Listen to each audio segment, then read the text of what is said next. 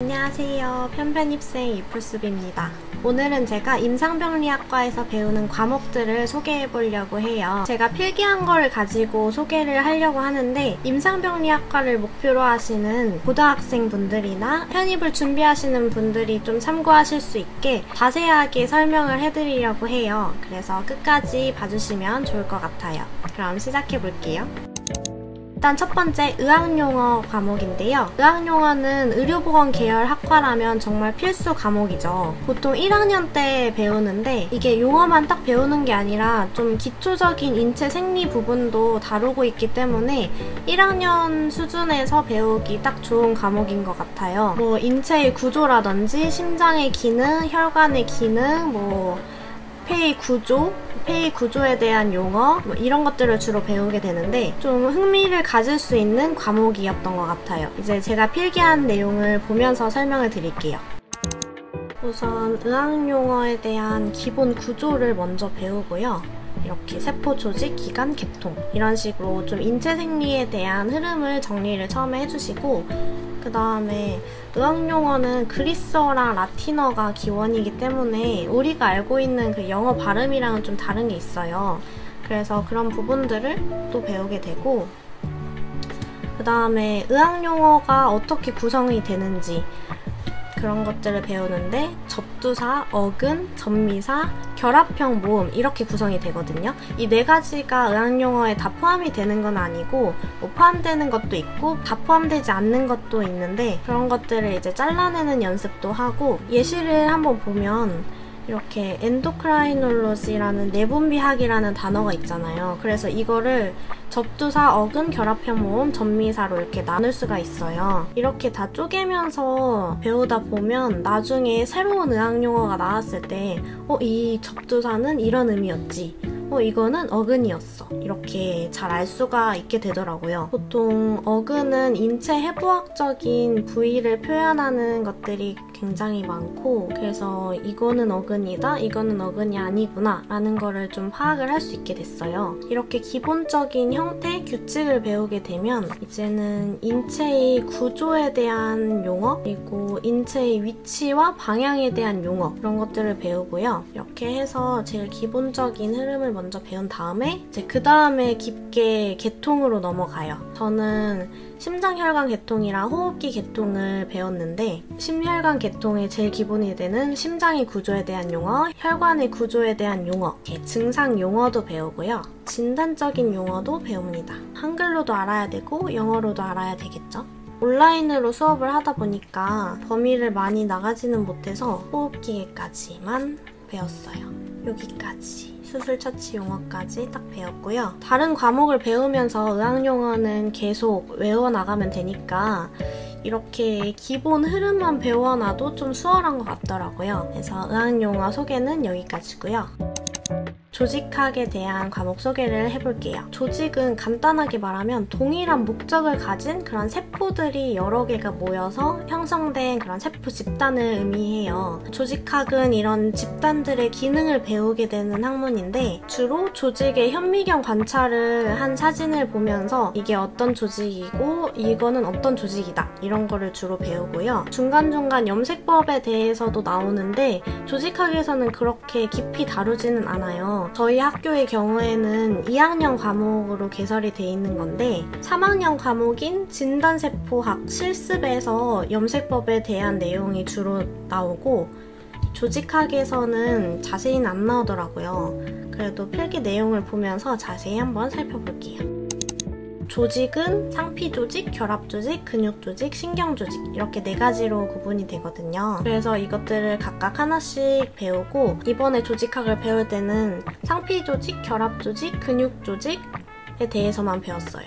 그리고 이렇게 사진을 보고 구별해야 되는 것들도 있고요. 실제 시험 문제에서도 이렇게 이런 사진을 띄워두고 명칭 같은 거를 적어야 되는 시험 문제도 나왔었어요. 이게 옆에 띄워드린 게 이제 실제로 나온 시험 문제의 사진인데 이런 식으로 적는 문제들이 출제가 되었었어요.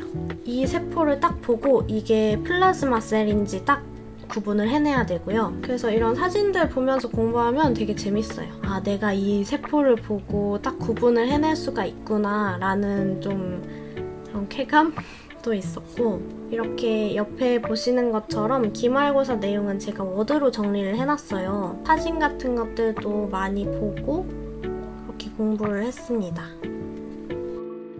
자, 이제 공중보건학에 대한 과목 소개인데요. 이거는 저희 학교에서 2학년 과목이에요. 이제 필기본을 보면서 살펴볼게요. 공중보건학을 딱 처음 배울 때 일단 공중보건학이 뭔지부터 배우게 되는데, 정의를 한번 보면 조직화된 지역사회의 노력을 통해서 질병을 예방하고 수명을 연장시키고 신체적, 정신적 건강 및 효율을 증진시키는 과학기술 이라고 나와 있어요. 그래서 말 그대로 그런 정의에 따라서 이런 공중보건학을 배우게 되고, 요즘 시기에 정말 중요한 역학에 대해서도 배우게 됩니다. 그래서 역학의 목적이 뭔지, 역학이 언제부터 시작이 됐는지, 역학은 어떻게 분류를 하고 어떤 방법으로 시행이 되는지에 대해서도 배우고요. 1급부터 4급까지 나뉘게 되는 법정 감염병에 대해서도 이야기를 하고 있고, 급성 감염병, 만성 감염병 이거를 구분해서 공부하기도 합니다. 이렇게 중간고사 때는 제가 일일이 아이패드에다가 필기하면서 공부를 했는데 이게 양이 너무 많더라고요. 기말고사 때는 어떻게 했냐면 이렇게 단원별로 그냥 PPT 띄워주시는 거를 복사를 해서 그냥 붙여넣기를 하고, 그거를 제 식대로 깔끔하게 정리해서 그걸 계속 여러 번 반복해서 봤어요. 기말고사 범위는 이제 환경위생도 배우고, 그다음에 뭐 환경보존, 대기오염, 산업보건, 직업병 이런 것들을 배우는데, 이제 환경위생, 환경보존 공부할 때는 좀 지구과학 공부하는 느낌이었고, 제가 문과였다 보니까 이런 것들을 접해본 경험이 많이 없어서 힘들긴 했었는데 재밌었습니다. 그리고 마지막 부분에서는 보건행정도 배우게 되고요. 사회보장이라든지 건강보험에 대한 것도 배우고, 이렇게 생애주기별 보건이라고 해서 모자보건과 가족계획, 모성의 주요 질병이나 그런 이상들에 대해서도 배우게 되고요. 이렇게 임신 중독증이나 자궁의 임신, 산후결, 이상출혈, 정말 다양한 범위를 배우는 것 같아요. 그래서 이렇게 공중보건학도 소개를 마쳤고요. 다음으로는 병원미생물학에 대한 과목 소개를 해볼게요. 병을 일으킬 수 있는 그런 미생물에 대해서 배우는 과목인데요. 이제 필기한 걸 위주로 해서 보여드릴게요. 이렇게 병원 미생물의 정의부터 일단 배우겠죠. 그다음에 미생물의 특징을 배웁니다. 미생물은 바이러스, 박테리아, 진균 이렇게 나눌 수가 있는데, 미생물 중에서 특히 세균의 구조와 분류학을 먼저 배우고요. 이런 구조를 깨트릴 수 있는 그런 항생제들도 배우게 되고, 이것도 마찬가지로 중간고사 범위까지는 제가 일일이 아이패드에다가 필기를 하면서 공부를 했네요. 항미생물제에 대해서 배워요.